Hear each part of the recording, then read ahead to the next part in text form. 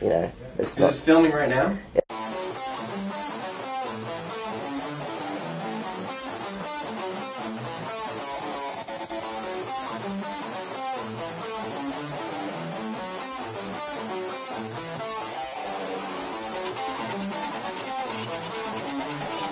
The United States is the most disappointing thing since I tried to cash that check from the lottery company that said I may already be a winner. After 100 years of cultural imperialism, it looks basically the same as Australia, except that everyone speaks like they're auditioning for a movie role. It even has a bloody target. My first step is Los Angeles, California, which aesthetically looks like the Gold Coast with a lot more fake pretension and imported palm trees. It's kind of astounding the extent to which Los Angeles tries to look like it's a movie set in Los Angeles.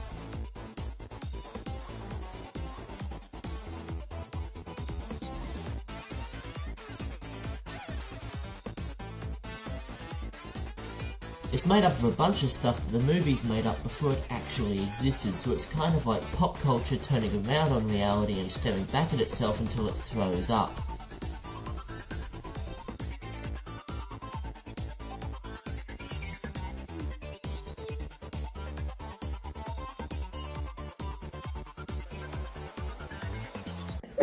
This looks more like a phallic Spider-Man thing than I think I would like it to, so I'm going to take that off to reveal that it's a can. What even is that? I mean... This is an energy drink full of quercetin, but it's a natural energy drink, so there's no caffeine in it, which is good. And this is a Spider-Man egg missing the top. All the leaves are brown, and the sky is gray, and the sky is gray. I came for a walk on a winter's day. This is a Spider-Man button that's broken. And that's a Spider-Man costume. And this is a Spider-Man comic.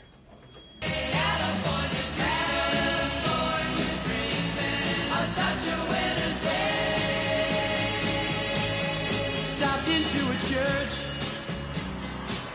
I passed along the way. This is a bag of candy that I bought for myself yesterday because I'm an adult. And that's basically my life. There are so many palm trees in Los Angeles that it's almost like the city is screaming, "Hey, I'm Los Angeles. What more evidence do you need but for all these goddamn palm trees?" I think most people from California hate palm trees, or I do, because I'm most people I know. Well, probably the same way that most people from Australia hate kangaroos. Do they? Why is that? Well, go ahead. Well, they're actually classified as a pest. They're actually a nuisance, and they're we actually, unlike the bald eagle, we actually do kill kangaroos and eat them. That's not funny. You could buy them. They're cheaper than cattle.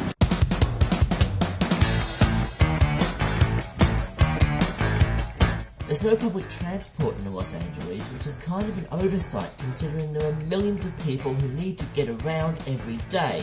As a result, they don't really have a peak hour, more like a peak eternity. Plenty of desperation to be seen, staring at the television screen. This attitude I promise they provoke you to tell the fucking punchline before you have told the joke. Sorry, sunshine, it doesn't exist. It wasn't in the top 100 list. Enjoy living in LA. I do. It's wonderful. I mean, you don't go anywhere anytime quickly. You just get to enjoy the car in front of you. It's just so nice. I love it. I couldn't live anyplace else.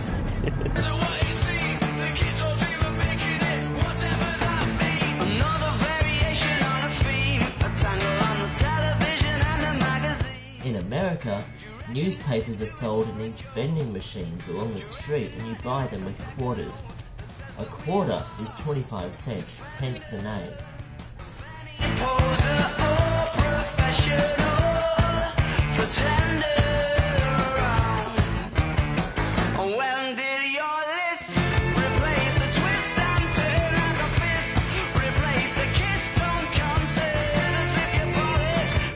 gains slowed by high gas prices. Only in America. As it turns out, Hollywood is bullshit. It's the most elaborate practical joke that America has ever played on the world. I didn't have my camera on me when I visited, but the experience was so disappointing that I didn't bother going back to get the footage.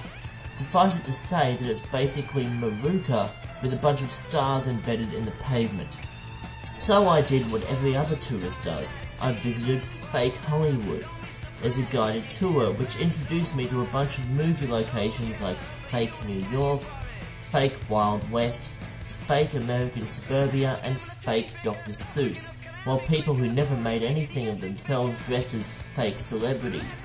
Maybe it's me, but I don't remember Doc Brown being renowned for his fried chicken. Thank you very much, ladies and gentlemen. I know what blues is my brother Jake. We're on a mission from God. Thanks, Elwood. Great to be here from an old hometown. The Windy City, Chi-Town, Chicago. Come on, baby, don't you wanna go? Come on, say, baby, don't you wanna go back to that same old place, sweet home Chicago? Come on, baby, don't you wanna go? Hi, hey, baby, don't you wanna go back to that same old place, sweet home? My journey into the dark heart of America just gets stranger the deeper I go. In the USA, toilet seats are equipped with these plastic sleeves that automatically change over at the touch of a button. Remember that this is a country in which people are actually willing to put this kind of thing inside their bodies, that they have to invent an entirely new and sophisticated technology to address the concern of one's arse coming in contact with the same matter that another arse may have touched previously. On a related topic, how do I make a cup of coffee?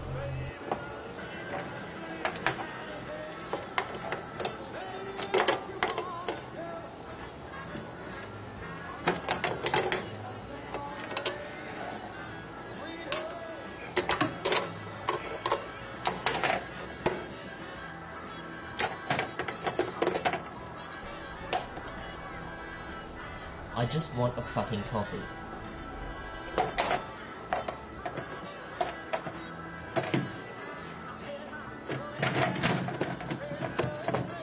Here's an interesting fact about America. Nothing that you think is the capital of a state is actually the capital of that state. Chicago is not the capital of Illinois, Los Angeles is not the capital of California, and as strange as it may sound, New York is not the capital of New York. In fact, the capital of the United States is not actually Washington, D.C., but a bus shelter somewhere in rural North Dakota. I travelled through the real Illinois capital of Springfield, where the only thing anyone ever talks about is Abraham Lincoln, who apparently lived there at one point. And that's not surprising, because the only other stuff they actually have there is a bunch of heavy industry, some farmhouses, and an Arby's. In the United States, I've never been there. It's a weird country. I couldn't imagine the culture shock you go through from going from LA to the Midwest. The American Midwest is pretty much exactly the same as country Australia, except there are different animals and not all of them are trying to kill you. I stayed a while in the tiny town of Newton to meet up with internet comedian John Cheese and put in some R&R before New York punched me right in the dick. Yeah, this is a movie called Torso. Years ago, Jason and I, David Wong, and I had watched bad movies together and just made fun of them, like Mystery Science Theater, because we were dorks and we didn't get enough of the actual show. This was on a VHS tape, and it's the worst horror movie that we've ever seen. Oh, 70s moon. 70s moon. Son of a bitch! I've got a spine on it. Sean, what's in the Kathy White? Come back, Sean. Sean, come here! Where are you going? But the whole thing with this is that back in like 1992 or 1993, he bought me the VHS tape of this because he knew how much we hated the movie. And I, in turn, put Torso 1 as my first license plate of my first car. And then for his birthday, I gave it back to him as a present. Then for my birthday, he would give it back. Then it would go through Christmas and like Arbor Day and any reason to give this back and forth. He knew I hated marshmallows, so he had bought a tub of like liquid marshmallows this big around, about that tall, and shoved the VHS tape down inside of it. And when we pulled it out, the marshmallow had just gotten on the side of the VHS tape, and in the case, the VHS tape still worked. What's that horrible scarf? I just now realize it. That horribly nasty gay scarf.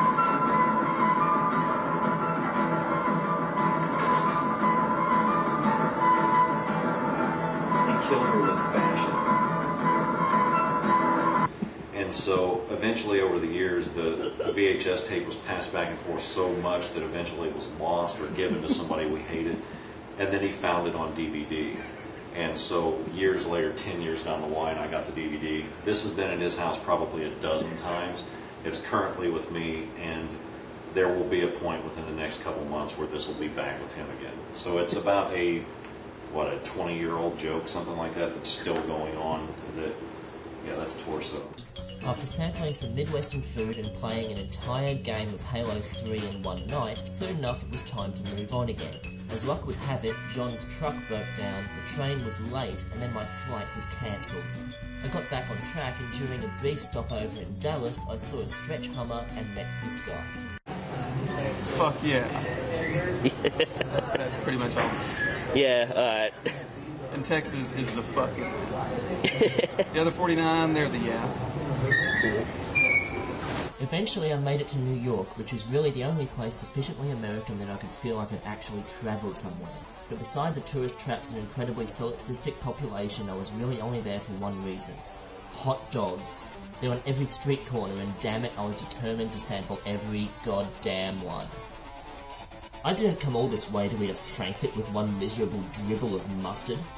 2 out of 5. But there are some interesting things to see in New York. Like this bull statue where people line up for miles to have their photo taken cupping its balls. Other than that, there's just this big construction site where apparently they used to have some skyscrapers or something. See, what I did there was I made a joke about an incredibly well-known event by pretending that it was actually obscure and not in any way notable. This hot dog looks tasty, but on closer inspection it is clearly a sausage. 0 out of 5. What is your opinion of the United States, just generally? I think it's a wonderful idea. New York is huge, and it just goes on for miles and miles and miles. When you die in New York, they build a house for your corpse. But even here, Borders is still out of business. Did I just put capsicum and onion on a hot dog? Oh no, you didn't. After 2 weeks walking around aimlessly in these United States, eating more hot dogs than is physically possible, I began to grow confused and irritable. I didn't understand the language or the currency or the customs, and after walking through about 10 of those naked security x-rays in the airports, I was pretty sure I'd developed leukemia. So it was time to go home. I don't know what all the fuss is about with this whole America thing, but there's one thing I do know for certain. The hot dog guy on Staten Island behind the ferry terminal makes at least a 4 out of 5. Please flip the cassette over to side B to continue.